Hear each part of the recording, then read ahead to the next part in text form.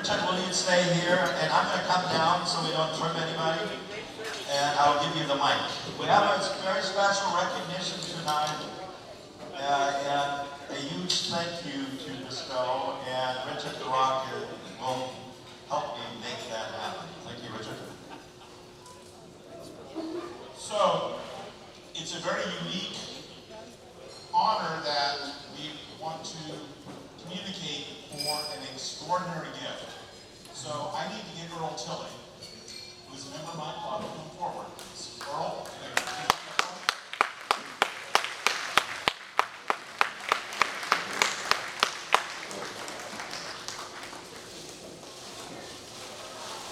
okay. Oh, okay. Earl Tilley, did you come up front? I'll come back, that's fine. We can do this back here. So, Earl is our district's newest and most recent Arch Club Government Foundation. So, that is a rare thing in our district. Very few people do that much for foundation. Between Earl and his wife Barbara, they are incredibly generous. They have been major players in our district for many years, in a variety of roles, and we can't be happier. So, I just want to give you a huge thank you, and on behalf of all the district, thank you very much and congratulations.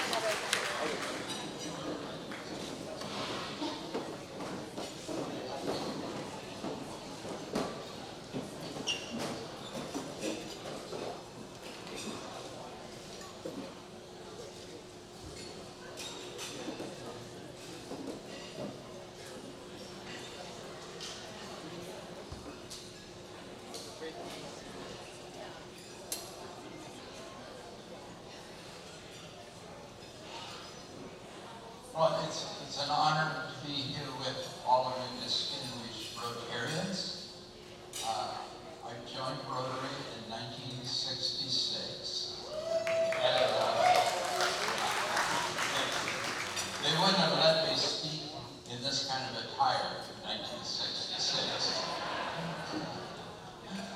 But Barbara and I have had a lot of fun in Rotary, and naturally I'm sorry that she's not here tonight. She had a fall last night and fractured left femur. So she is recovering eventually in the hospital in Wenatchee. But so prayers would be to support her and to encourage her. She had a similar fall 3 years ago, so been down this road before. But I'm sure that most of you have heard about the Arch Club Society. Arch Club was the Rotary International president back in 1916-17, really in the early days. And he had this visionary idea, that we should create an endowment that could be used for the purpose of doing good in the world.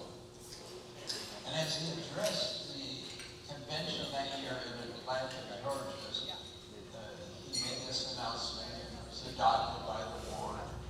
And at that convention, they took in $26.50. And I'm sure that this conference is going to be taking in the thousands. Isn't that right, Carl? Yes. Well, congratulations in advance. That is wonderful. So at the end of March, Barbara, my daughter, and I went to Evanston, where our RI headquarters are through Chicago, and we met with the president-elect of Rotary, the head of the trustees for the foundation. They treated us royally. So that was a side benefit. But I was very, very impressed with the other 35 inductees in that particular period of time. There will be other inductees this coming month in Australia. So the question that you might be asking yourselves is, why did this family decide to make a major gift, and what will the funds be used for? Barbara and I have been blessed. I started saving in a penny bank back when I was about 5 or 6 years old, and it paid big dividends.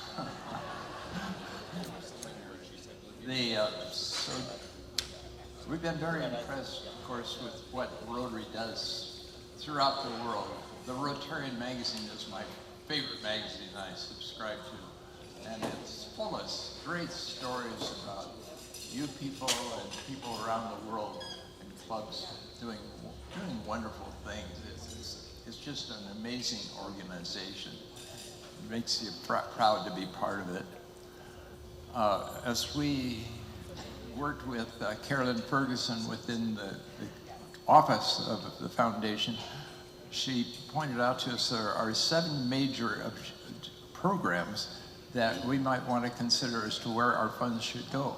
I didn't realize, until then that we had any say in it. I just thought it went to one big fund. So we studied the many options that we could direct our gift and settled on 4 areas of service, with each option receiving 25% of our total gift. The selections include number 1, yes, polio eradication.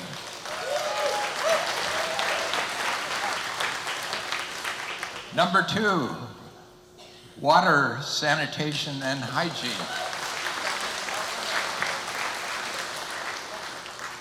Number 3, maternal and child health.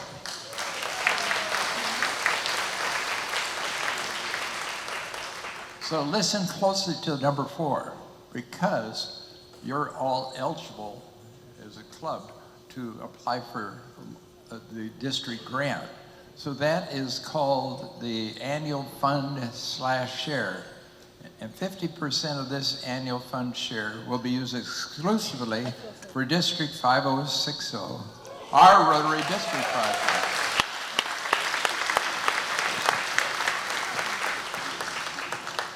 So during our participation in the Arch Plum Society meetings, each inductee was asked to share some of their experiences in Rotary in 2 to 3 minutes, kind of like what he gave me tonight too.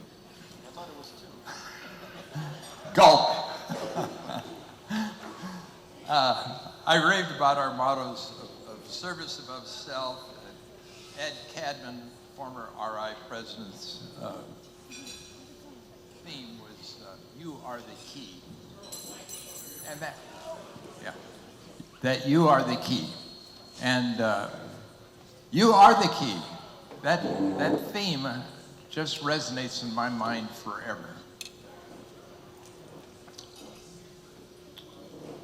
So after that, I have to share with you, I've got an obsession. After being a member for 57 years, and my excitement for Rotary's future includes the inclusion of women members in 1987.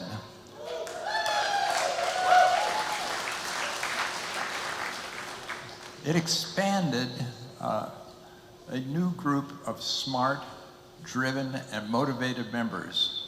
And I need to add that our youngest daughter, Shannon, is a member of the Salt Lake City Mill Creek Rotary Club. She was a Rotary exchange student in Valencia, Spain in 1989-90.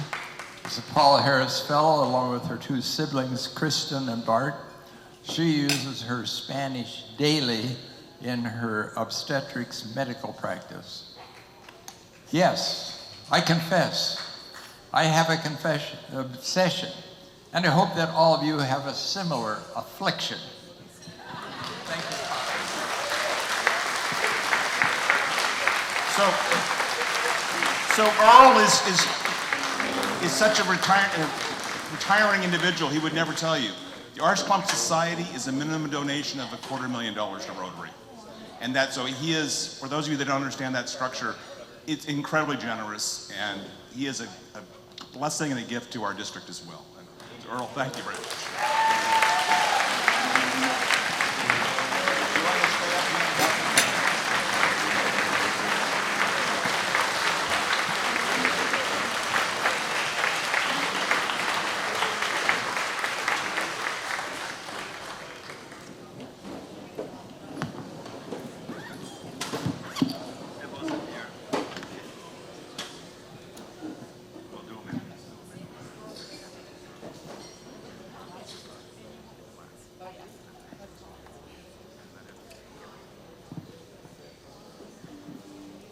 Every year, it is a challenge and also a blessing and a real pleasure to have to come up with only 2 very deserving Rotarians in our district.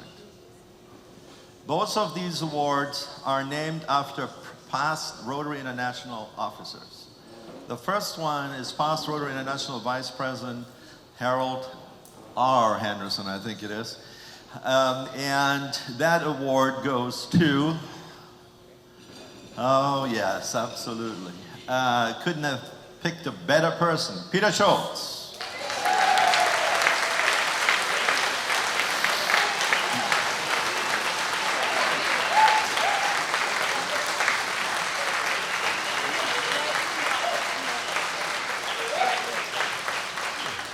I was trying to figure out what to say about Peter. I didn't shout. Oh, never mind. I wasn't sure what to say about Peter because the list is so long. I ran out of printer paper, so I'm trying to keep it short this evening. But this man has been guiding me, has been guiding many of us, been doing the training for us, for the president-elect, for our assistant governors, the website. He has I think he's the only district governor that has the distinction of having a virtual district conference when the pandemic hit. I think it was the first one in the world, was it not? Yeah. So he was able to pull that off out of his hat. Unbelievable. And so, Peter, I cannot thank you enough for your guidance and all the work you do for Rotary in our district. Congratulations, Peter Schultz. That's very kind, but it's all you. I love you guys. I love this district. I love what Rotary does. I heard Richard say it earlier when we were dealing with assistant governors, and we do have one of the best districts in the world. We certainly have one of the top 1 or 2 districts in the zone. We are making things happen, and that's all you. And that's why I love doing what I do, because you're there with me. Thanks. Peter, thank you so much.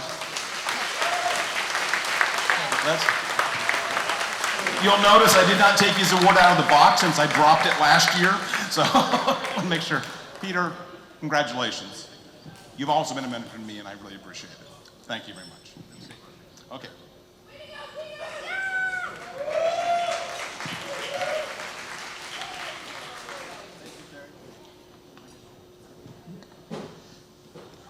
This next award is, and you've heard this, we've talked about this a few times, is named after Ed Cadman, our RI president, 1985-1986.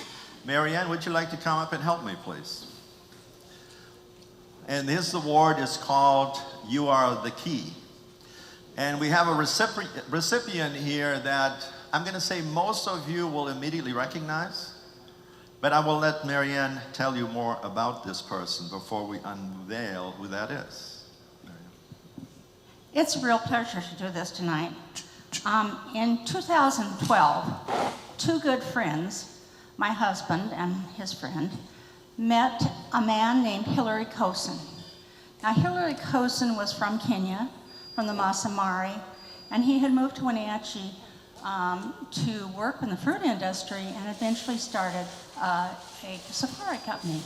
Well, now there were two things in life that my friend and the two gentlemen liked, and that was they liked Rotary. They were very active in the Lake Chelan Rotary, and they really liked to travel.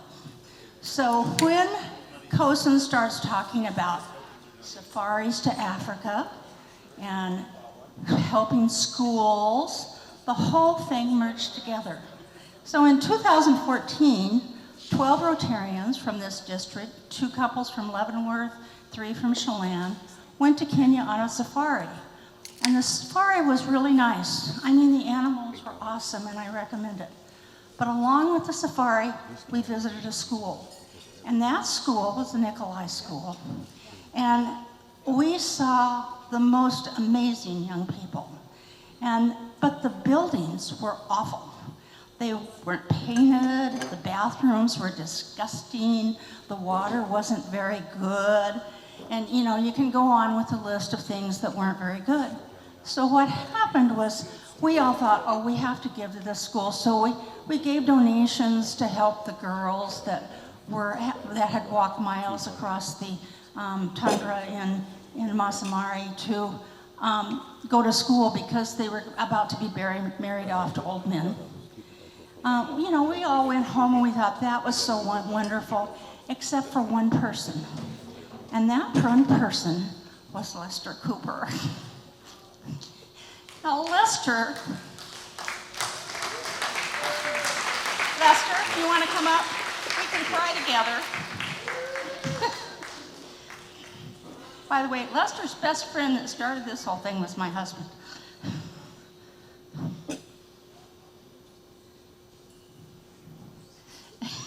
Gotcha. You can blame Tom. Now, most people who return from a trip think, oh, that was so interesting and those people need so much help and I'll send them some money. Lester didn't do that. Lester said, we have to do something about this and I think I can do it. Now I'd like to read you the letter that Tom Tuckerman wrote. I want Tom to be responsible for this too. Tom Tuckerman wrote that gave Les this award. Rotarian Lester Cooper is deserving of the Edward D. Cadman Award, You Are the Key, due to his multiple year efforts and accomplishments of bringing resources to impoverished communities in East Africa. Rotarian Cooper was the key to the success of a global grant in Kisiriri, which is scheduled to be concluded this year.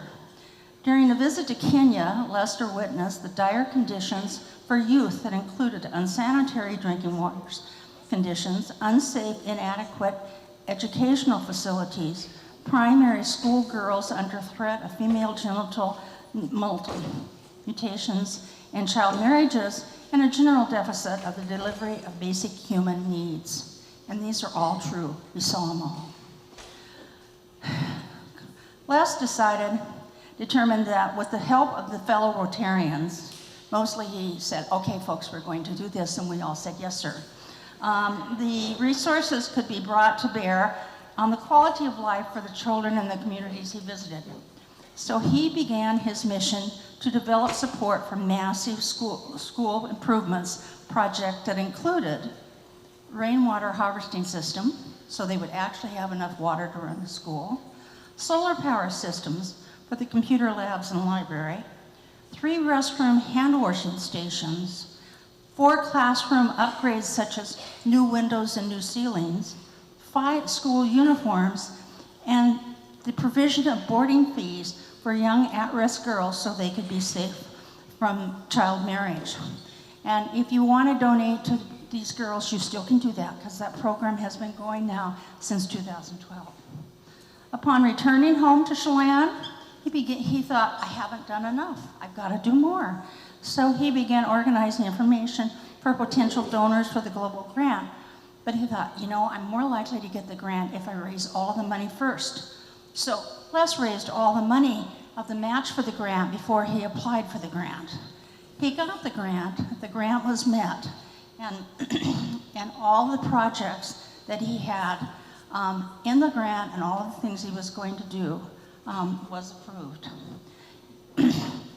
His energy continued to grow and support around him in various projects he led. He was masterful in maintaining synergy with similar projects to 2 additional primary schools in very remote areas of Kenya. And when I say remote, I mean remote. These improvements included building new classrooms, new teacher housing, improving water system, and the list goes on and on. I'm almost done. You can't, Les has probably been embarrassed enough now, so I won't tell you about all the other things, but just except for 2. One is he took his daughter to Africa with him, and she started a library that has added hundreds of books to 3 libraries in those 3 schools. And there's also been a food program developed that's feeding 900 kids a day, keeping them in school. We can't thank Les Cooper enough for his leadership. Thank you, Marianne. So as you might have guessed, Lester Cooper from the Rotary Club of Chelan is our You Are the Key at Cadman Award for this Rotary year. Esther, oh my gosh. Lester, congratulations, and thank you so very much for everything you do. Thank you.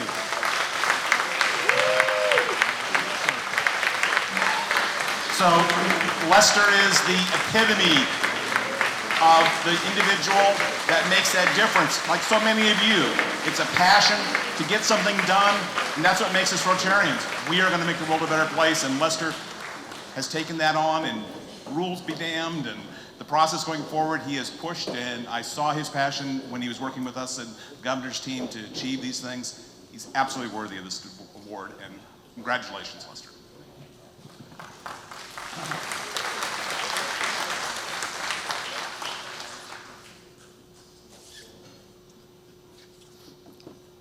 It's really humbling to think that I'm being honored this way. For some reason, when I went to Kenya with Tom and Moore Boyd and a number of other people, something got under my skin. I don't know what it was, but it compels me to go back to Kenya quite often. In fact, I'm going back again in October, this time with both my daughters. Marianne mentioned the library program. It's called Storybook Libraries. To date, we've sent 9,000 books to Kenya. We've built 5 libraries in 5 different schools. But the real story are the young people, the girls.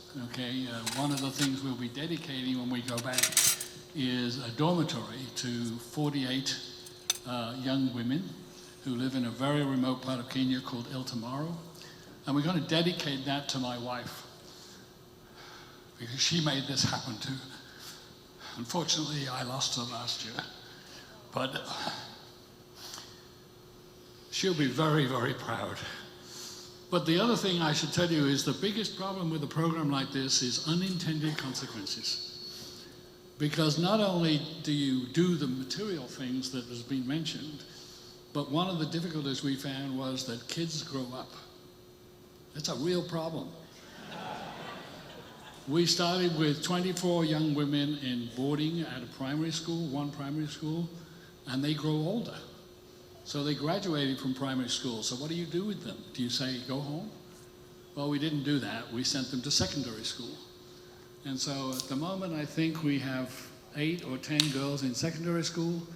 We've had 8 girls now go to university, 2 of which have just graduated. One is a nurse and another in hospital administration.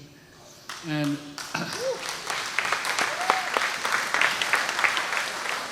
so if any of you are inclined to help us, one of the biggest things we have to do is to raise money to support the fact that these kids, all girls by the way, get older. And in order for us to make sure they go to secondary school and they go to university, it's something we don't find to be inexpensive. So that's my appeal. Thank you. Thank you so very much. Another round of applause, please. Thank you.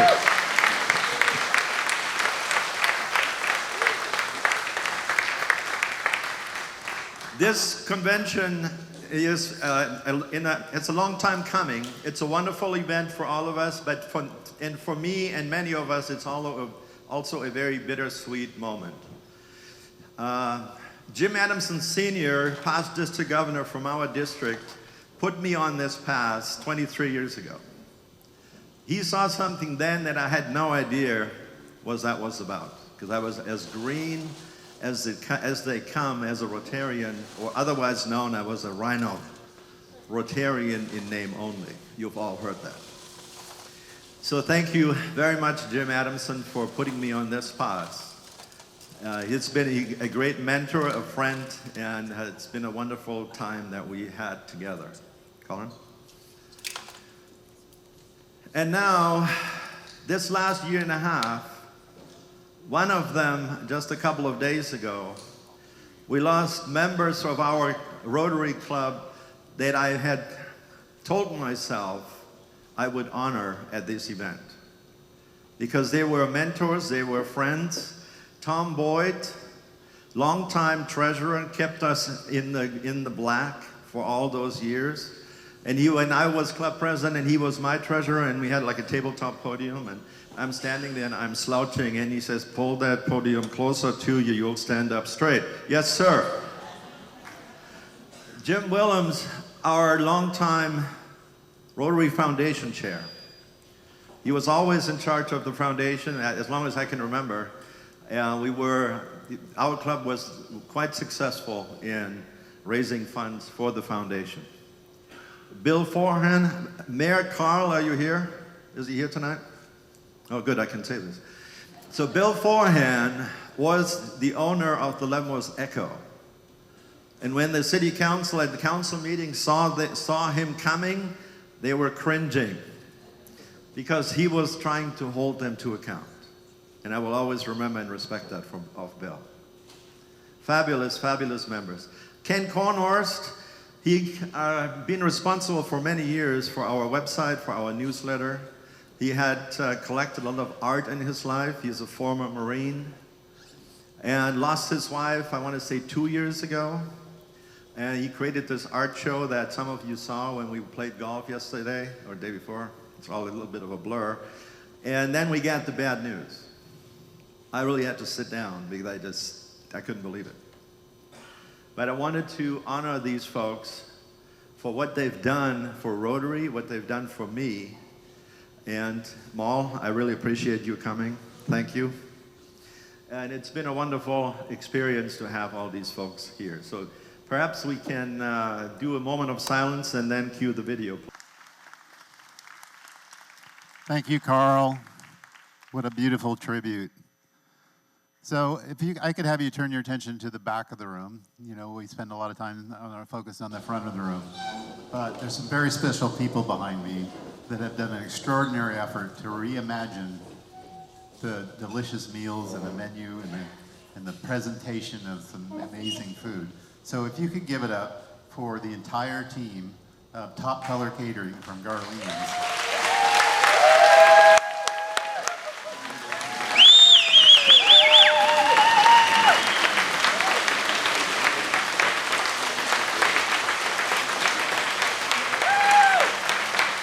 Because this was a reimagination exercise, I challenged Craig to reimagine along with us and create something completely new and different for a conference. This is the first time ever that I know of a conference where we've gone completely plant-based. I don't know if you knew both of our meals were plant-based. Craig and his team created that from scratch, especially for this conference. So I'm going to ask Craig just to say a few words about that. And thank you, Colin. So, Colin's a good friend of mine, and Linda, of course. We started talking about this months ago, and the notion of doing this plant-based. And I was lukewarm to this.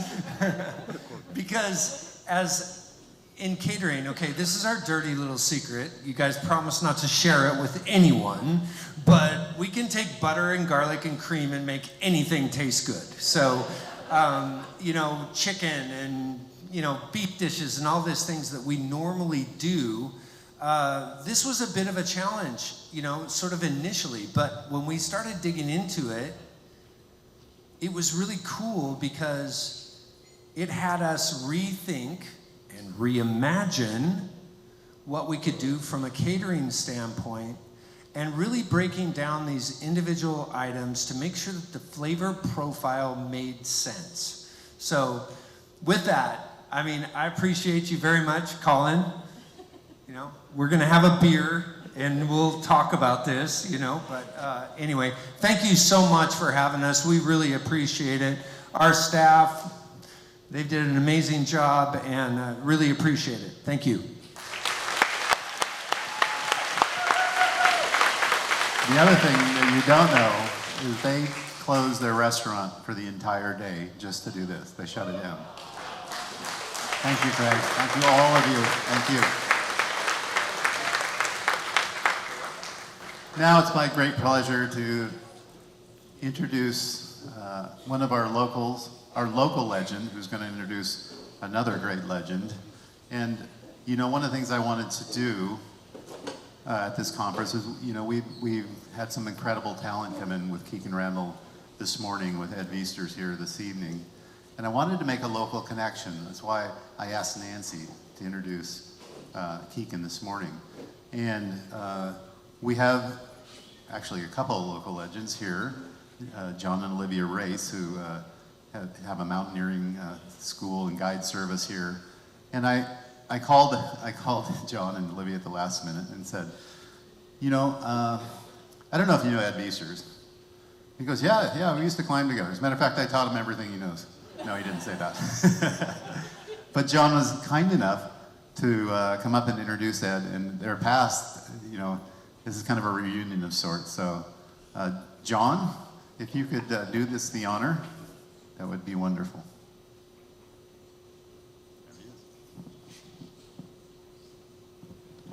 Hello. He didn't tell me this would be public. No. Yeah, Colin called and asked if I wanted to introduce Ed, and if you have the chance to introduce a guy like Ed in front of your hometown, you show up. I did imagine a lectern, but I took some notes, which I'll use mostly because I'm trying to remember some years. But my name's John, and my wife and I run the Northwest Mountain School here in Leavenworth. It's a climbing and skiing guide service. We moved here 23 years ago to be near the mountains.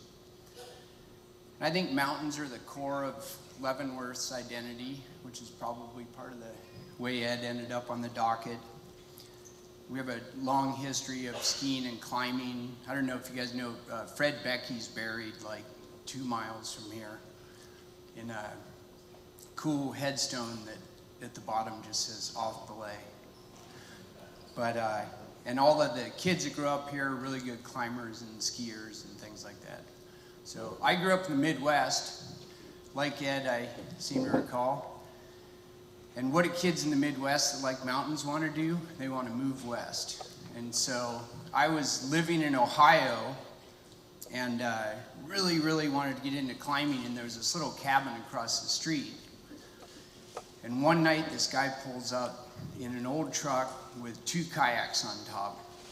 And I walked over and I was trying to figure out who he was. And his name was Andy Politz. And he's a climber who amazingly had gone to the West Ridge of Everest, then gone to K2, then gone to the West Ridge of Everest. And here he is in Columbus, Ohio. And he was getting ready. He was training to do the first ascent of the east face of Everest, which hadn't been climbed at that point. And I was a bike racer, and Andy liked to suffer. And so for training for his Everest trip in Ohio, where there's no mountains, we'd go on these long bike rides. And we were trying to do this one ride that was like 240 miles in a day, or day plus. And Andy doesn't talk a lot. And he kept talking about this guy named Ed. And I was like, oh yeah, that sounds cool. And told me he was the strongest human being he'd ever met, and that he was going to be the perfect partner for this climb of the east face of Everest. fast forward a couple years, they went on that climb, and they went in the fall, and right before they went in the fall, Ed Webster and Stephen Venables snuck in and did the first ascent in the spring. And if you know much about the Himalayas, it snows a lot in the summer during the monsoon. And so those guys got pounded, it sounds like. And I think that was like 1988, if I had to guess. And so anyways, Andy kind of inspired me. I knew a little bit about Ed. Andy suggested that I should be a guide at Mount Rainier. And so back then, if you showed up and you kind of BS your way through it, and they'd hire you and you'd carry potatoes up to Camp Muir, and I did that. And so then when I started my first summer at Rainier, I got there in May, and a bunch of these guys started rolling in from a climb of Kanchenjunga, which is a real high mountain, one of the 14 8,000 meter peaks. And we started seeing these guys come in, and they looked like they'd come back from war. You know, they were like emaciated and sunburned and lurching around and eating a lot. And somewhere in the process of that, I met Ed.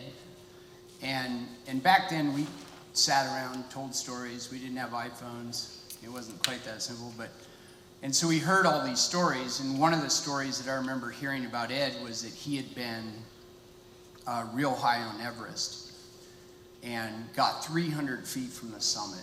And back then, nobody climbed Everest. Like, you know, less than 1,000 people had summited it in all of its history. And so it's kind of burned into us, you know, that you go on the climb, and if you're 300 feet from the summit and it's not working out, you're going to do what Ed did. You know, it's, I think bad weather and maybe a shortage of rope, like you guys had burned all your rope. And so they turned around and came back down. And I remember that was like a real important story to me. So then, and I was going to cut this to be short, but you know, third year guide, I knew Ed was going to K2, so I dropped him a letter and said, hey, I want to go on your K2 trip, you know, because I'm third year guide. That makes sense. And he's such a nice guy that he's like, oh yeah, I don't think that's going to work out. You'd have to pay $5,000. And I'm thinking, oh yeah, that's right, I don't have $5,000. Okay, I won't go. And fast forward to 1993, and I went to Shishapangma, which is the 8,000 meter peak, my first trip, and Ed was on that trip, and it was going to be his third summit. And I was with another guy named Dave Hahn, who's climbed Everest a million times since then, and Dave and I were just rabid to summit any one of these peaks. And I remember we did a ton of work. We got in high camp. Eric turned around, the expedition leader, got the A-team. Ed came in by himself, blasted up in bad weather, and tagged the central summit, came back down, and then Ed said to Eric, like, this thing's too dangerous. Like, you can't take clients up there. And we were still working the kinks out of how you guided these things. And so it wasn't fair to the clients for the guides to go, right? So we all went home. And then, how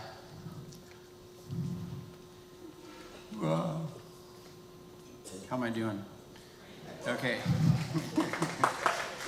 But, so anyways, I went on that trip with him, and you know, the central thing I remember, Ed, Andy Politz, George Dunn, who lives here in Leavenworth, Eric Simonson, and Phil Ursler, like those guys were my mentors.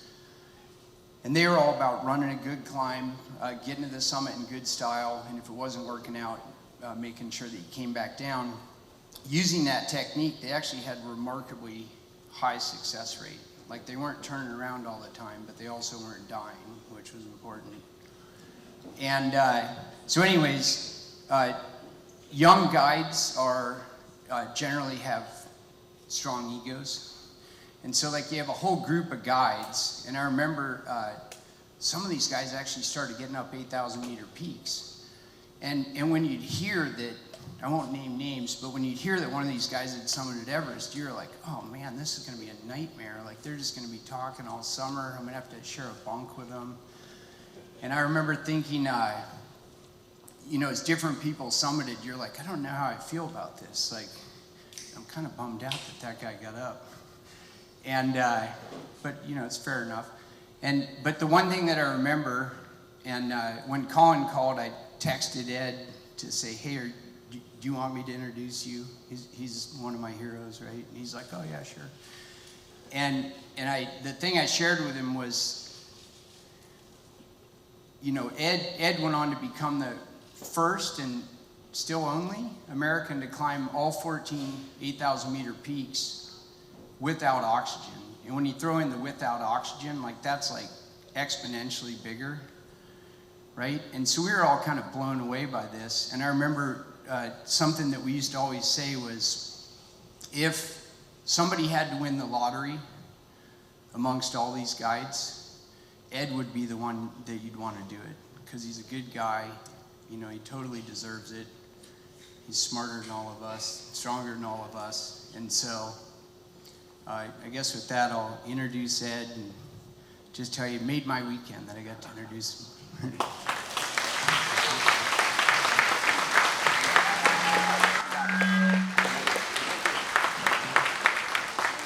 Thank you, John.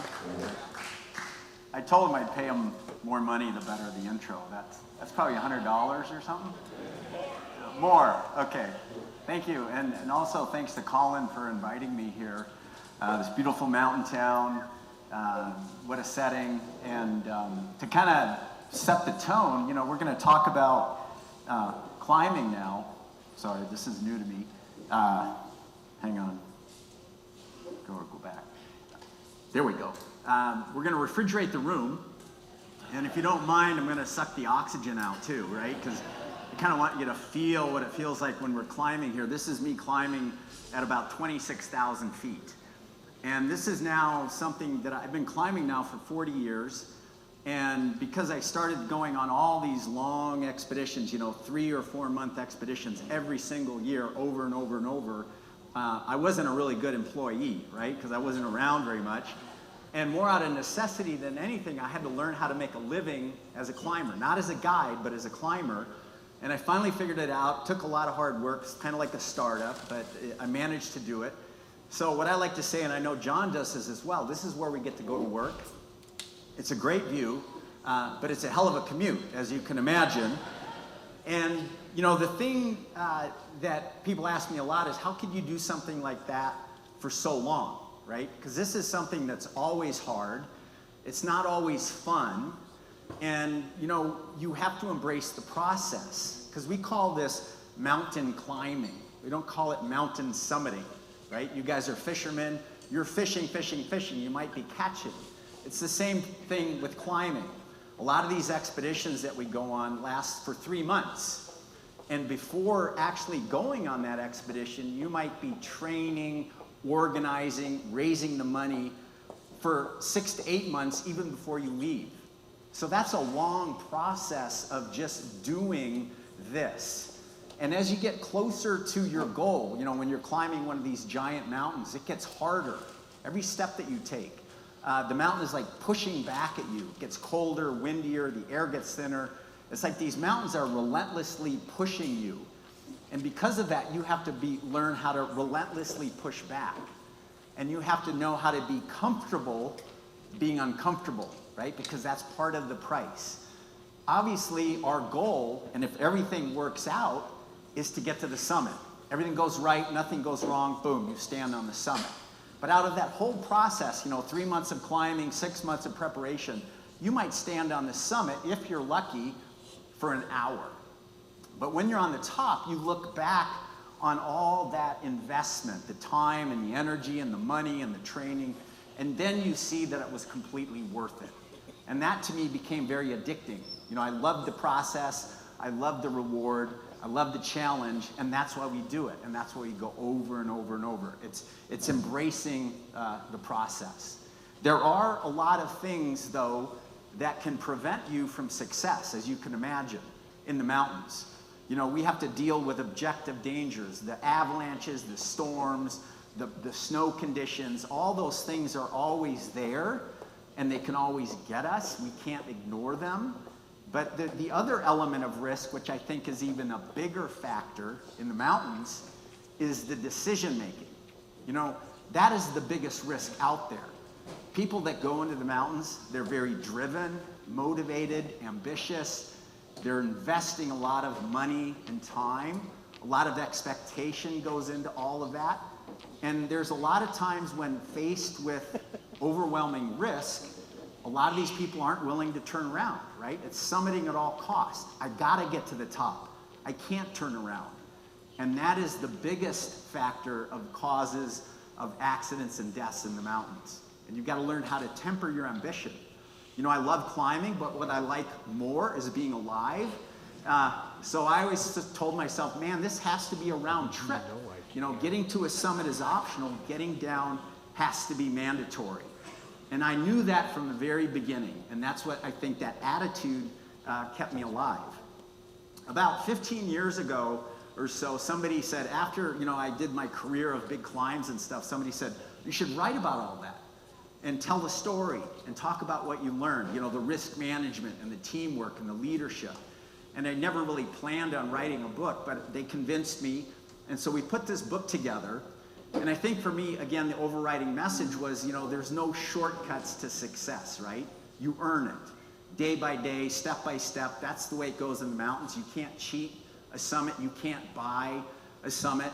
And afterwards, you want to look back on that journey, you know, that trail of footprints, and be proud of how you got to where you got, right? How you treated people, how you did what you did.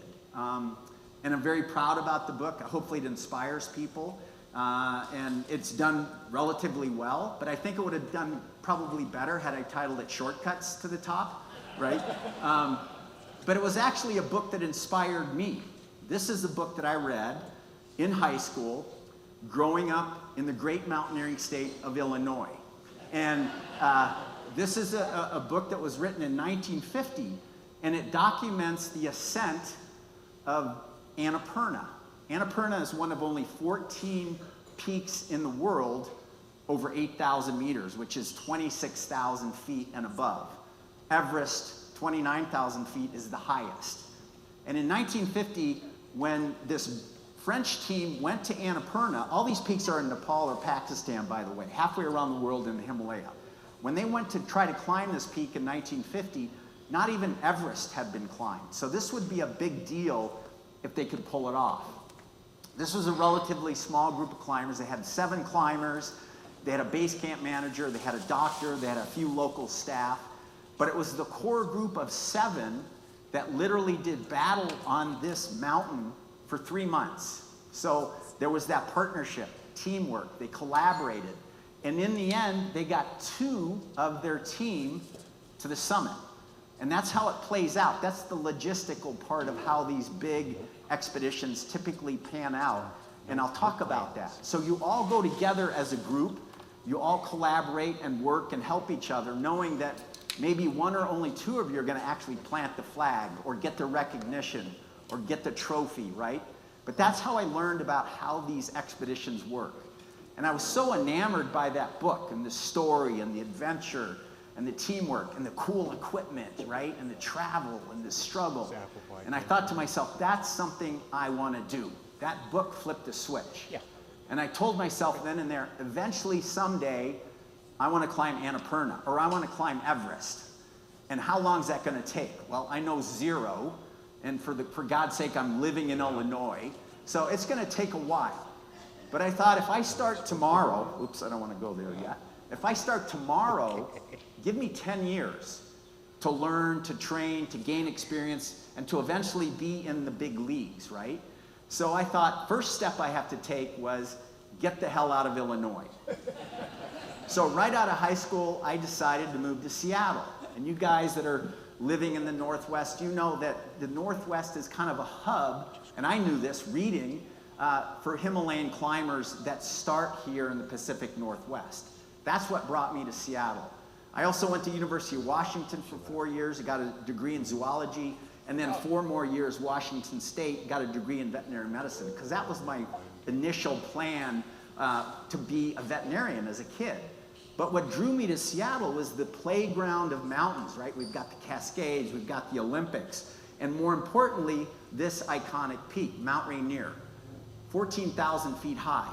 And for any Himalayan climber that wants to start somewhere, this is the perfect peak. And this mountain became my classroom. It had all those elements that you're looking for, altitude, steep terrain, shitty weather, you know, all those things. If you immerse yourself on that mountain day after day, you can learn a lot and use it as a stepping stone to climb something bigger. So knowing nothing about climber, I was able to find climbing partners that were looking for a partner, and I learned simply by just going out there and climbing and roping up with people that taught me along the way. And after a few years of climbing on my own, gaining enough experience, in 1992, I got a job working as a guide on Mount Rainier for Rainier Mountaineering. And I had kind of a plan in place. I thought, okay, I don't want to be a professional guide for my whole career, but I could learn a lot if I'm guiding on Mount Rainier. And I worked there for 10 summers. And during that 10-summer period, I climbed to the summit over 200 times and took hundreds and hundreds of people to the summit. But more importantly, I learned how to be safe, how to make good decisions, and also, you know, the essence of teamwork. We rope up together with 3 or 4 or 5 other people. And once you're in synchrony and going at the same pace and going in the same direction, there's synergy, right? You're stronger, you're safer as a team. And that was the essence of teamwork. But also, as a guide, we learn not only how to take care of ourselves, but way more importantly, how to take care of our customers, right? They're coming to us, but they're buying a product, and the product that we're selling is, hey, come climb Mount Rainier with us. Little do they know they're gonna get something else. First of all, our goal, #1 priority, customer satisfaction, is to keep our customer alive, right? No matter what. Second to that, no matter what, to give them a great experience. Because when they go home after being on Mount Rainier and pushing their own limits and seeing how they can struggle, boy, sorry, this is first thing for me to use an iPhone to move these slides, is to teach them how to take care of themselves as well. We're not just holding their hands in the mountains. We want them to walk away having learned not only something about themselves, but how also something about the mountain. And also, in spite of how far they've traveled, how much money they've spent, how much expectation they have, how much shiny new gear they just bought at REI, you know, it doesn't guarantee success. And I think the biggest lesson I learned as a guide was, as a guide, we always have to be evaluating the conditions. What's the weather doing? What's the snow feel like? How's my team doing? Are they strong enough? Is somebody having an issue? And all that information that's coming in is helping us, in the moment, make a decision about what to do. Do we move forward? Do we hold fast? Or do we turn around? And that's very important, to think in the moment rather than waiting for something to happen. You've got to make the decision right here and right now. And we as guides call that listening to the mountain. And I think that was the key lesson that I learned as a guide, how to listen to the mountain to help me make my decision. So because of my guiding, I got to start climbing all over the place and climbed higher and higher mountains. And eventually I started to think maybe someday Everest was going to be on my radar. And as a mountain climber, it's kind of on your bucket list, right? The highest mountain on the world, 29,000 feet high. And so I tried to learn about the history of Everest. Everest was first climbed in 1953 by a British team, Edmund Hillary and Tenzing Norgay. And this was a big, monumental, human endeavor event. But to get 2 people to the summit, 35 people worked together on that mountain for 3 months.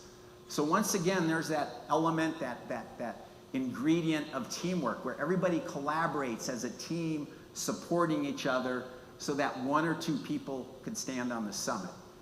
Second to that, I think a giant ingredient was the fact that they used supplemental oxygen.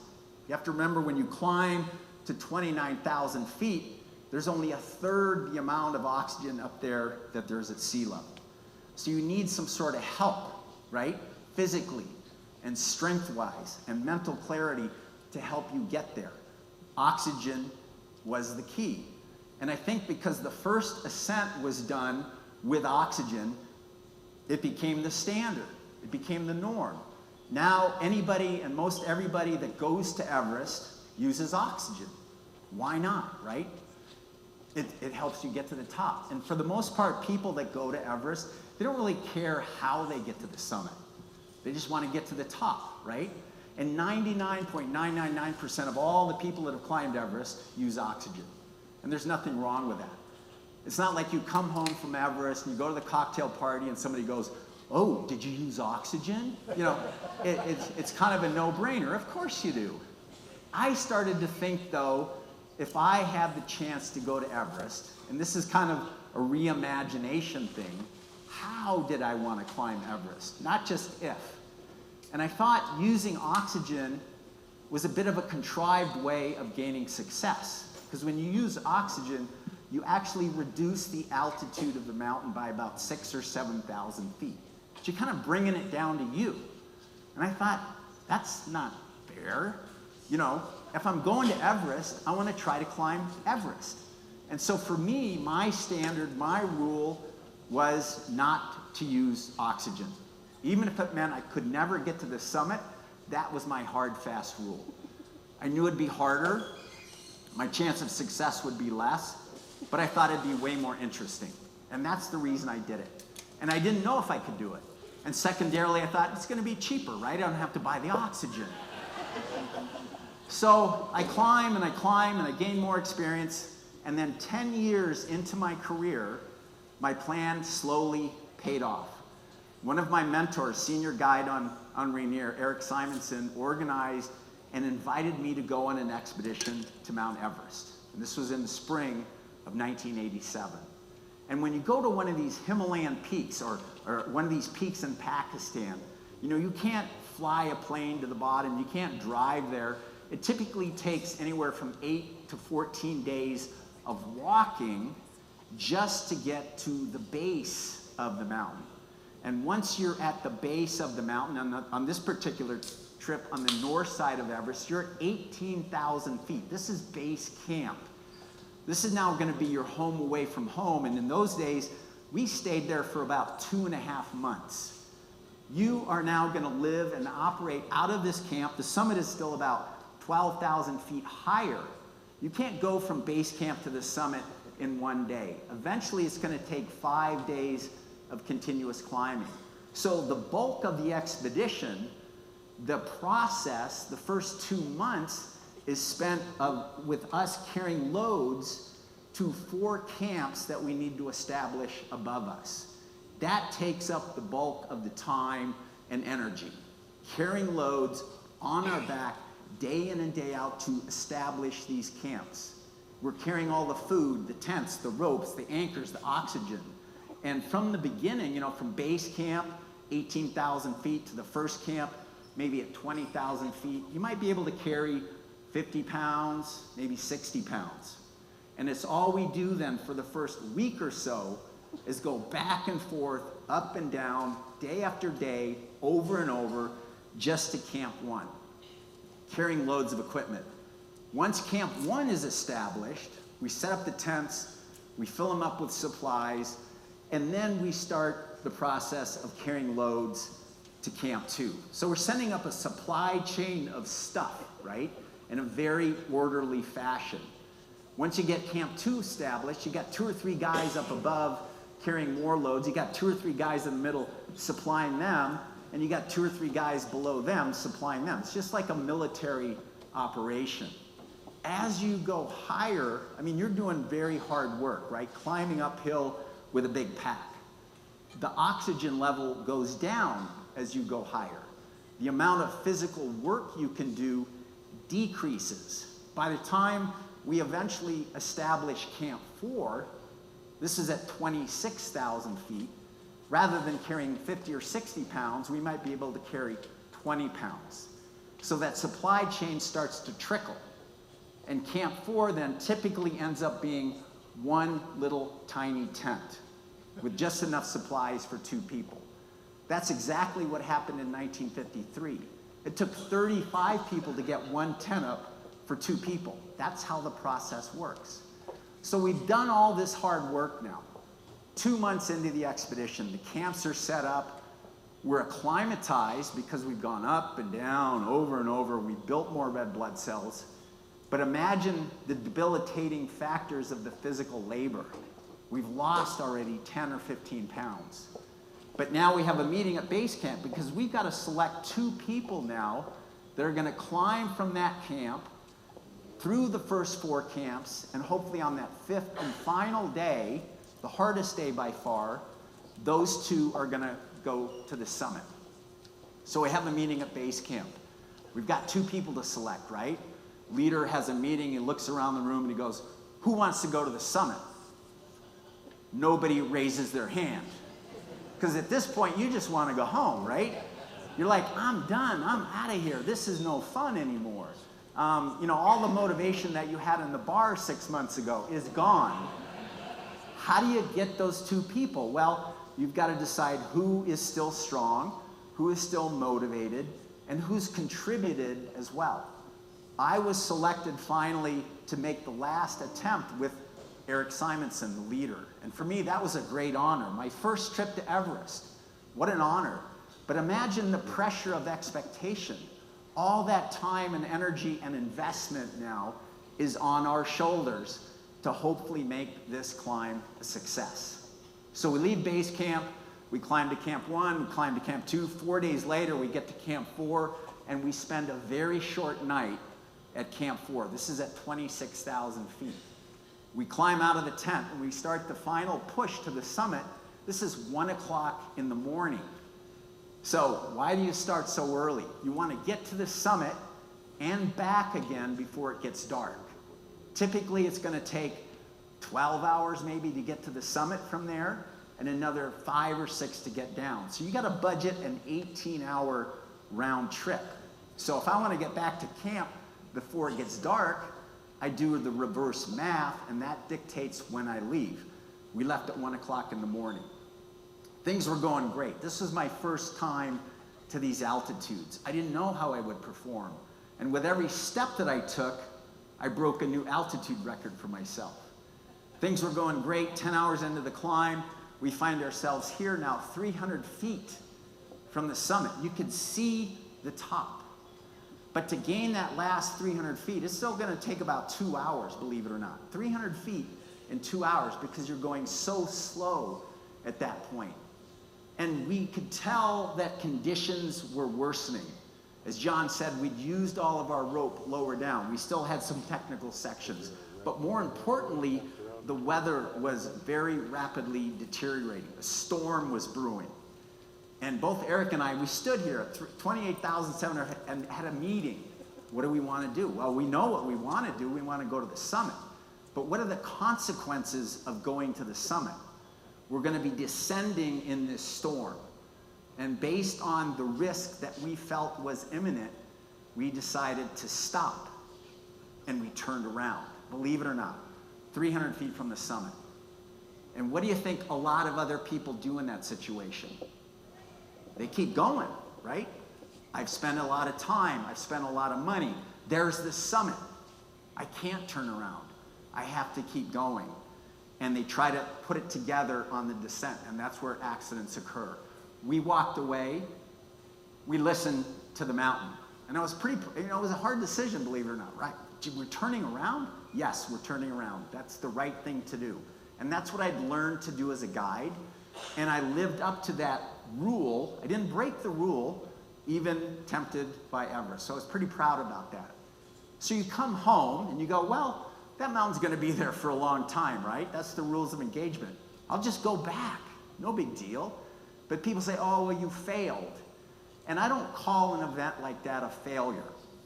If you've done your best, if you've planned and prepared, if something beyond your control has prevented you from success, that's not a failure. It's simply a non-success. And that's okay, right? It's a more positive way to look at it. So I regrouped, and the following year went to Everest again, this time to the east face, notoriously very challenging, and when we went, very dangerous. We had a lot of avalanches that year, and so we ran away, scared to death. So there's 2 strikes against me on Everest. And from 1987 on, when I went to my first Everest trip, I was now going on at least one Himalayan expedition every year for the next 20 years. I was now in the thick of it. My 3rd expedition was to Kanchenjunga, 1989, the 3rd highest peak in the world. Not as high, quite as high as Everest. It's only 700 or 800 feet lower, but technically on the north face, a lot harder to climb. This is a 3,000-foot sheet of ice that we had to climb to get to the top. And in the end, after 2.5 months, 3 of us got to the summit of Kanchenjunga. And for me, a real highlight of my career, my first actual summit of an 8,000-meter peak. And here we are hanging out, right? This little island in the sky. It's roughly cruising altitude of a jet. So when you're flying on your next business trip at cruising altitude, look out the window and there's a couple guys out there waving at you. That's where we're hanging out. If we have time, if the weather's good, we might stay on the summit for as long as an hour or for as little as 5 minutes. We had a great day, the weather was good. We could look 80 miles off to the west, and there, just left of center, you could see Mount Everest. And even though I was on Kanchenjunga, I was like, I want to be on Everest, because I had, 300 feet of unfinished business. So you celebrate on the summit a little bit, but not too much. Because I've always felt when you're on a summit, you're only half done with what you set out to do. You still have to go down. And a lot of people lose sight of that. They use all of their energy, all of their resources, all of their daylight, all of their oxygen just to get themselves to the top. And there's no gas left in the tank on the way down. Most accidents and deaths occur on the way down. Things fall apart. You have to budget for all of that. You have to plan for going down even before you plan to go up. When you're at base camp, taking your boots off, that's the definition of a climb. You've got to get home.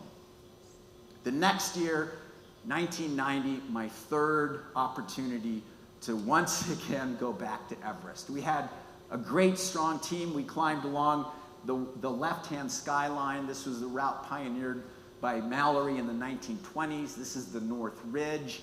And on May 20th of that year, I once again had the opportunity to try to go for the summit.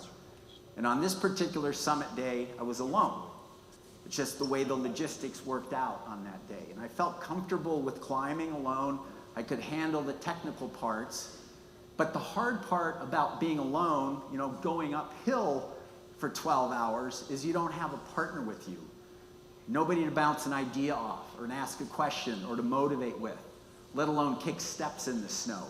So you have to be very, very focused. Step after step after step. And this ascent I knew would take about 12 hours. And I literally, without oxygen, I had to count 15 breaths before I could take another step. That's how hard it is. If I took a step too soon, I would collapse. If I breathed too long, I wouldn't get anywhere. And to go the width of this room at that altitude might take an hour. It's how slow you're going. 10 hours into that day, it's hard. You're suffering. You're uncomfortable. And you're thinking, why am I doing this? And you start to think about all the legitimate excuses to quit. It's too hard. It's too cold. I don't want to, right? Quitting's easy. You feel great in the moment. You're like, I'm done with that. How do you feel tomorrow? And if there's nothing that you can come up with as an excuse, of course you keep going. And you got to break that big day into smaller chunks, right? You can't think about, oh my God, it's going to take me 12 hours. I'm going to climb to that rock over there. And after I get to that rock, I'm going to climb to that crack. And you break that day into smaller steps. 12 hours later, I took those last steps and I got to the top of the world. Thank you.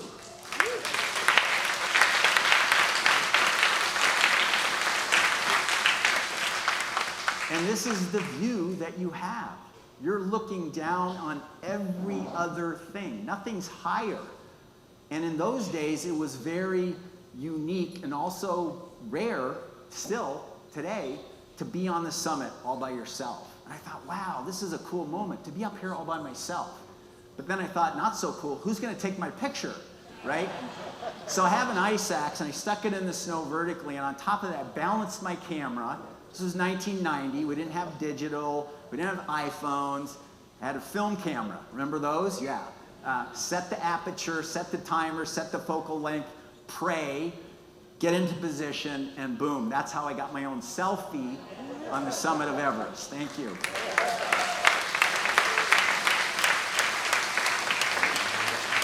But then again, I mean, you take 1 or 2 pictures and then you don't know that they turned out until a month later when you had the film developed, right? So I climbed Everest, the pinnacle of my career, hardest day of my life, very memorable. And you could easily then say and walk away, I had a great climbing career, right? Most people would say, I did what I wanted and I go down, live a normal life, get a normal job, blah, blah, blah. Not me. I thought, what next?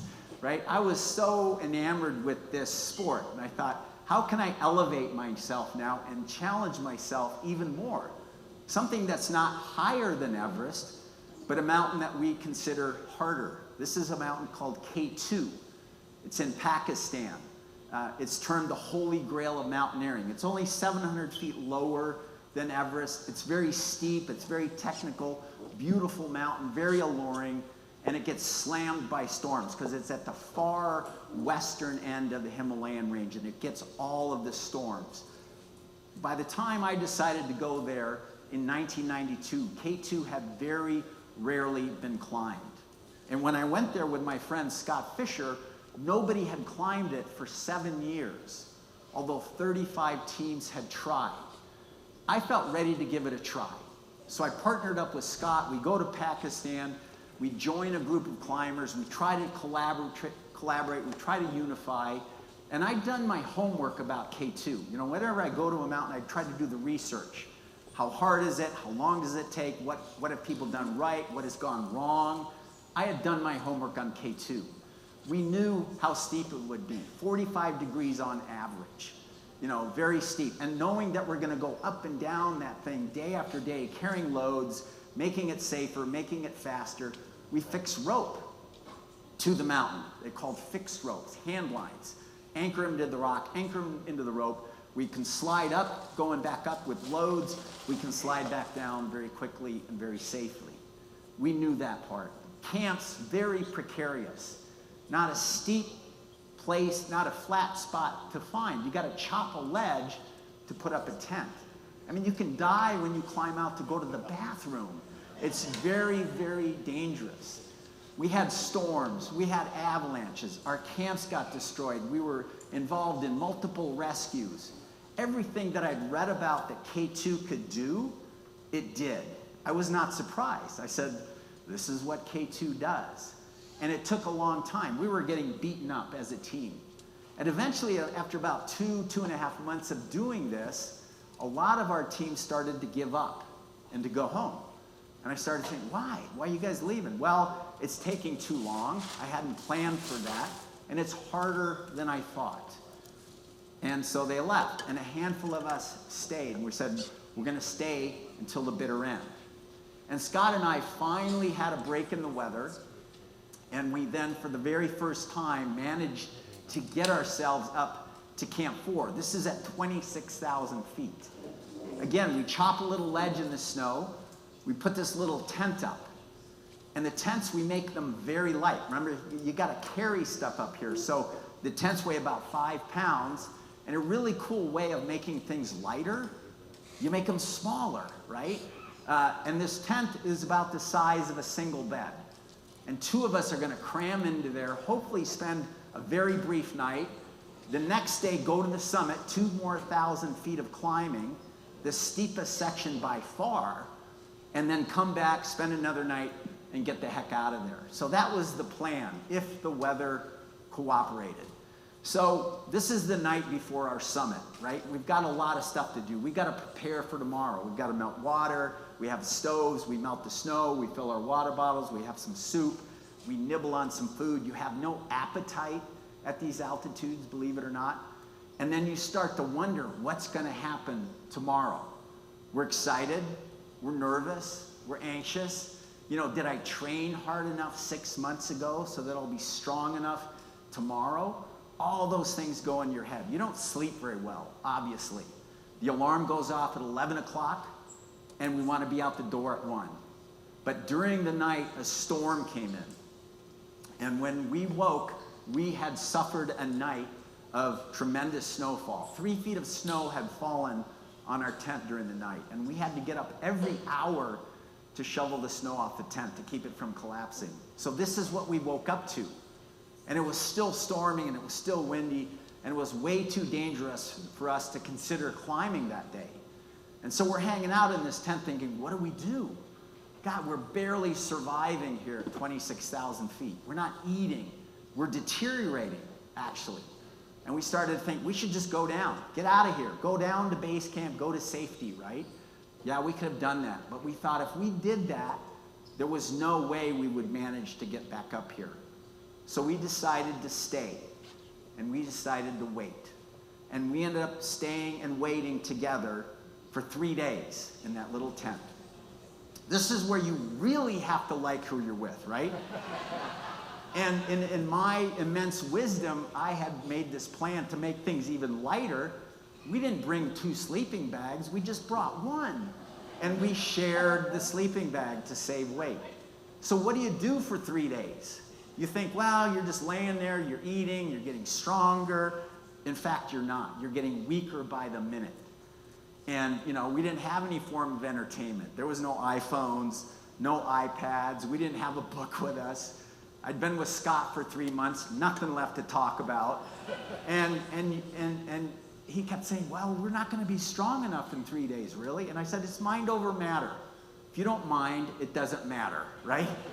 And our patience paid off. 3 days later, the weather cleared, and we had a window of opportunity. And you've got to kind of be at the right place at the right time to take advantage of that. And this is us doing this steep traverse at sunrise, about halfway to the summit. And 10 hours later, we got to the summit of K2. So for me, I think the biggest lessons that I learned about this climb was how to be patient, how to be persistent, and how to be comfortable being uncomfortable and endure whatever the mountain throws at you. That was the biggest lesson that I learned from K2. We walked away. I'm happy to have climbed it, but I don't think I'll ever bother to go back. One and done, right? That's what that mountain was. An amazing experience. So I now looked at my resume and I thought, wow, I've got the 3 highest peaks under my belt. Hadn't really planned on that. Everest, K2, Kanchenjunga. Do I want to keep doing this? Yes, I want to keep doing this. And at that point in my career, I had, believe it or not, you know, I tried to do this and I tried to work as a veterinarian. Again, I wasn't a very good employee, so I got fired. And I was living in a basement working as a carpenter. And I thought to myself, I want to keep climbing. And I thought, I want to go out now and climb all 14 of these 8,000 meter peaks. Only 2 or 3 other people in the world had done so. And I thought, why not? I've done 3, there's only 11 left. So I called my project, I named it Endeavor 8000. I said, this is what I'm going to do. How long is it going to take? I don't care. 10 years, 15 years, 20 years. I didn't want to put a time limit on it. I said, this is this journey I'm going to go on. I knew I had the motivation. I felt I had the skill. The one thing I didn't have, though, was the money. How was I going to pay for all of these expeditions? I was already working with some outdoor companies and a couple of internet startups, one called Expedia. This was in the early days of all that. And, you know, they were just giving me free stuff. I had tents and sleeping bags and boots and sunglasses. And I went back to these people, these companies who I was, you know, friends with. And I said, I love your product. It keeps me safe, makes me successful. But if you really want me to keep using it now, you have to pay me to use your product. But in return for your investment in me, I will give you a return as well. It's got to be a two-way deal, right? And I said, I will help your brand. I will help design, develop. I will grow with you. I'll go trade shows. I'll do slide shows. And as long as I could show them that there was value in their investment in me, I created these long-term relationships. And these companies then supported me and allowed me to do what I did. And that's how I ran my business. And obviously, when you're working with these companies, most of the money comes from marketing, right? And you end up looking like a race car driver, right? You got the logos and the caps and the flags. But that's how I learned to become a professional climber. And with the funding then, 9 months of the year that I worked for, I could go climbing 3 months of the year. The next thing, very important thing, was who was I going to do all of these multi-year expeditions with? Could I keep a team together? 6 or 8 or 10 people? That might be challenging, right? Life gets in the way, motivation, family stuff. Trying to keep a group together would be challenging. But if I could find one other person doing what I'm doing in the same way, 2 people make a team. I thought that would be great. This is reimagining this as well, right? Instead of going with a giant team of people, go with a smaller, faster, lighter, more efficient, more economical 2-man team. So I was trying to innovate as I was doing this. So what are my parameters of finding that perfect partner? Primarily, number 1, I've got to like you. If I don't like you at sea level, I will not like you at 26,000 feet. Implicit trust, right? We are roped together in dangerous terrain. If we don't trust each other, there's no reason to rope up, let alone climb with that person. So implicit trust is paramount. And so I went on long dates with people, right? Go on an expedition with somebody for 2.5 months. Well, it's not going well. So finally, in 1995, I met this guy from Finland, Veikka Gustafsson, the guy in red. He was doing what I was doing, climbing without oxygen. He was famous in Finland. He was the first Finn to climb Everest in '93. So in a country of 5 million people, he was like Michael Jordan there. You know, people were naming their kids after Veikka. He had his own action figure in Finland. So he had the financial resources as well. And I liked him, and we trusted each other. And so for the next 10 years, we partnered up and went on these 2-man expeditions climbing these giant Himalayan peaks. No Sherpa, no oxygen, very light, very efficient, very fast, and more importantly, very safe. We had a very high success rate. For every 3 expeditions we went on, 2 were successful. 2 out of 3 is a really good batting average. And more importantly, we never had an accident. We never needed a rescue, never got frostbite. And for me, very importantly, I never lost a climbing partner. And that's very uncommon. You know, when you go on a Himalayan expedition, there's a good likelihood that, you know, you get on the plane with 10 people, that one of the seats might be empty on your way back. That's the way things work out. I never had to deal with that. I'm very proud about that safety record. And we had a lot of fun too. That was important. Be safe, have fun. If all goes well, you're successful along the way. But, you know, there's lumps and bumps. You can be the best climber in the world, train as hard as you can. It doesn't mean you're always going to succeed. This is a mountain in Pakistan called Broad Peak. And on our way to the summit of this peak, we were forced to stop 100 feet from the summit because of what we considered were dangerous avalanche conditions. 100 feet from the top, and we have to turn around. And you can imagine at this point in my career, I'm getting closer and closer to climbing all these 14 peaks. I've got the support of my sponsors who hope that I'm successful. I've got the media that started to follow me, a fan base.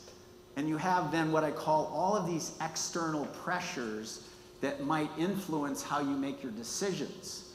I've got my own personal pressures too. I want to finish these. I want to keep going. I want to be successful. And it's then when you start to break your rules, right? The things that you followed, the standard procedures, all those external pressures start to change how you think about what you're doing. You know, we're in this arena of risk. And the longer you're in that arena, You become comfortable with the risk. You become complacent. You know, the construction industry is the same. You do everything by the book every single day, safety, safety, safety. And it's that one day that you're tempted to step over that edge, right? You want to get home faster. You want to save a little money. You want to get to the summit. And you think, oh, I'm going to get away with it because nothing's happened before. And I saw that a lot in my peer group where people were pressured and tempted. They stepped over the edge because of external pressures and they lost their lives because of it. I had to always rein myself in, keep blinders on and say, I'm doing this for me. I don't care what other people think. I'm going to follow the rules. And it's all about being patient, you know. If we didn't climb to the summit on that particular year, we would regroup. We'd go back 2 or 3 years later, climb that last 100 feet, and get to the summit of Broad Peak. And that's what we did. So I kept climbing, and year after year, going to these amazing mountains, and always trying to reimagine. Vic and I always kept notes about our climbs. You know, how did things go? How could we make it more efficient? How could we take less? If we took less, we would be faster.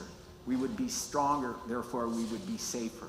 So every climb was kind of a reiteration, but a refinement of the previous climb. Eventually, through my career then, 17 years into doing this, I had climbed 13 of the 14 mountains. I had one mountain left, Annapurna. Remember the mountain that I read about as a kid? This was now number 14. How did that happen? People said, well, you left it for the end. No, I had actually tried it twice earlier in my career and ran away scared to death. This mountain notoriously is the most objectively dangerous of the 8,000 meter peak. 1 out of 3 people that summit this die. 1 out of 3. And I went there on 2 previous attempts and saw the risk of all this avalanche activity that you couldn't control, and I ran away. And I started to think to myself, do I bother to go back for the 3rd time?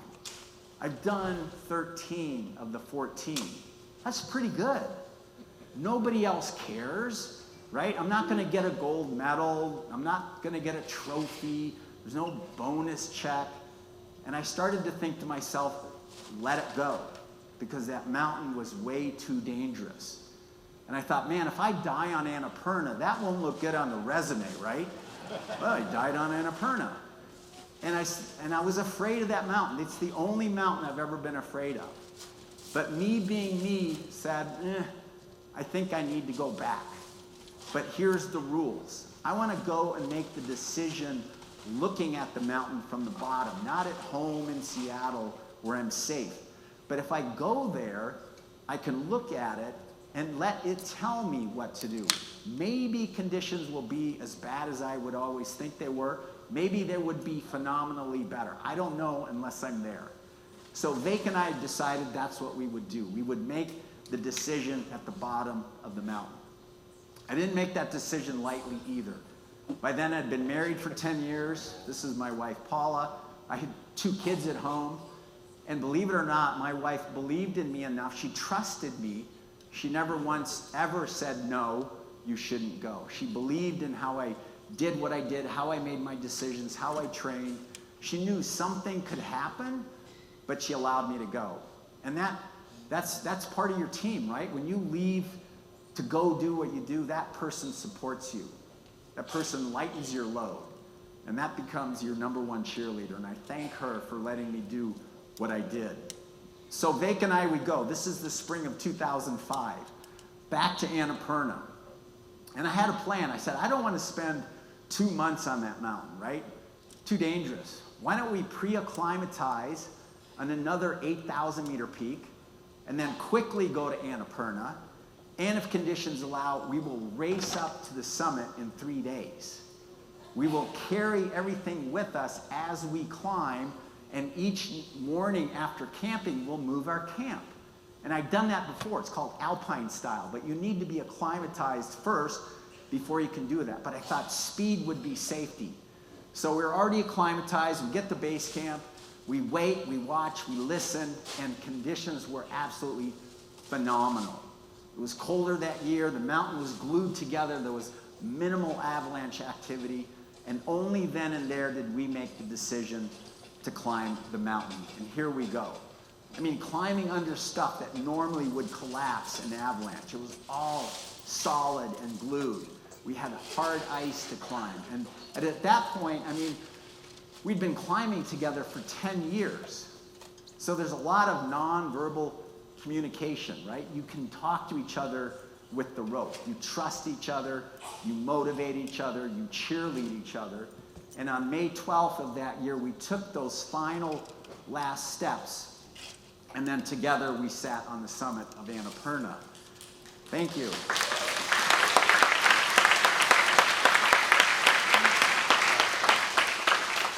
You know, for me, this was the literal dream come true. I had visualized this moment for years, sitting on the top of the 14th peak. You know, and again, when you get there, nobody else cares, but you do. And I think that's the best motivator. If you care what you're doing, that's the best motivator. And I looked back on that path, 18-year journey, right? I stayed motivated, I stayed alive, I supported what I did, and I finished. And it wasn't until we got down, right? We're not celebrating on the summit. It wasn't until we got down that we finally then celebrated. And I look back now on Annapurna. You know, why was it at the end? And I think it had to be, because I needed 30 years of experience, not only to succeed, but to survive it, and to know I was making the right decisions. You know, years earlier, I would have made decisions I didn't know were bad. So appropriately, it came at the right time, and obviously, poetically, this book that I read put me on this path, and my life now had come full circle. And I'm going to leave you now with the last sentence of this book. I mean, a book that literally changed my life. And it was written by the leader of the climb, Maurice Herzog. Here he is pictured on the summit. And as he's flying his flags on the summit, he took his gloves off to do all that. And he lay his gloves in the snow and he watched them slide into the abyss.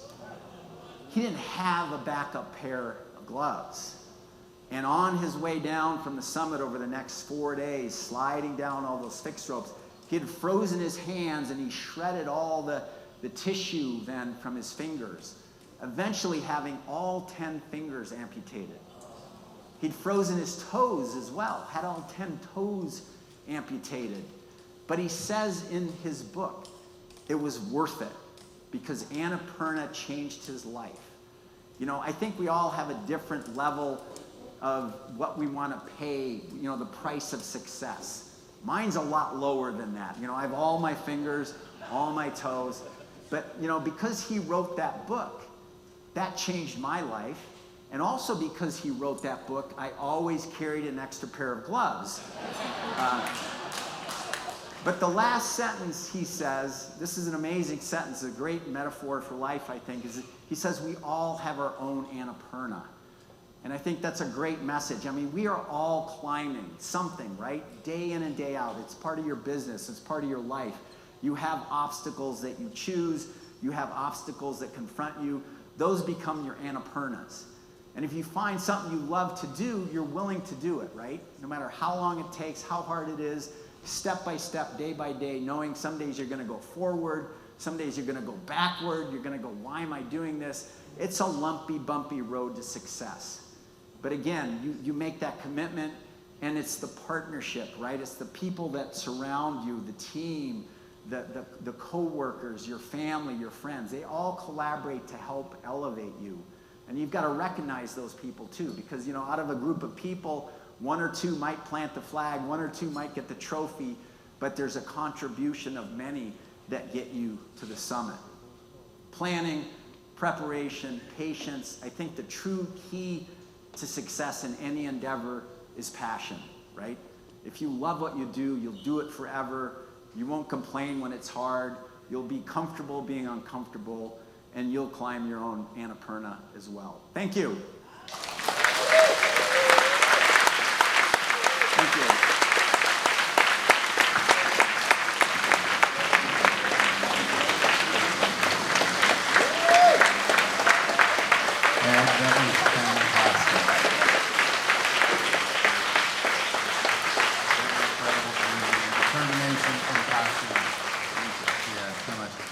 District Governor Carl would like to come up and present you with a special gift. Well, planning, persistence, and more planning. Is that what I heard you say? I think that's about it, isn't it? A lot of planning.